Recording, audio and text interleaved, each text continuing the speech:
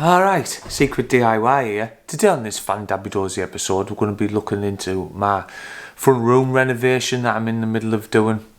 And this is episode 1. I'm going to be taking all the paper off. I'm going to be showing you how I took the paper off, with some tips and tricks to help you along the way. So with that said, let's get cracked on.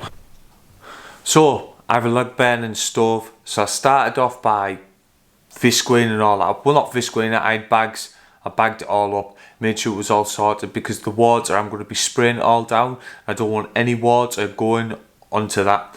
So I covered all that first and made sure that was all covered up and all ready and good to go. Then got my scraper and I started taking the top layer of paper off. Because I am going to be spraying it down, and that basically just helps everything to soak in, which I'm going to be showing you in a minute. And once everything's soaked in, that makes it very easier to obviously take the backing paper off and all the paper off that's there to take off.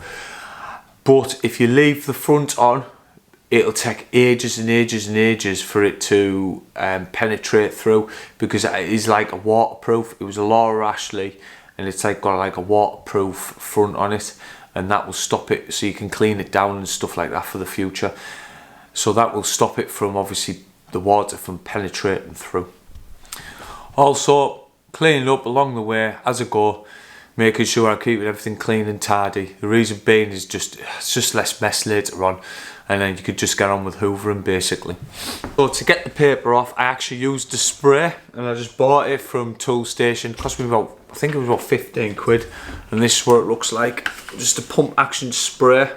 I just kept spraying and spraying. I also, another way you can do it, you don't have to use a spray if you don't want to. Another way is put some washing up liquid with some hot water in like a little tub or bucket with a brush, and just brush it all as many times as you can. But I'm showing you with the spray. But I did do that around all the electrical points, just so I could just wipe the electrical points as I went. So there was no accident, you know what I mean? So I'm going to show you how I did all that. So right, I'll see you in a sec. So when it goes to this colour like this, and you've sprayed it enough times, basically you can just do that and it'll just come off with your hands. And a little scrape, it'll come off with your hands. And if it comes back to the plaster and it's like that, that's great, then obviously you sorted it. But maybe when I did the paper, and I decided to put some backing paper on, so I've got to start the process all again, and I've got to keep wetting it until it comes to this colour. Once it's that colour, I can start scraping it off. So I'm going to get on wetting it, and in between that I'm going to have a cup of tea. So I'll see you in a sec.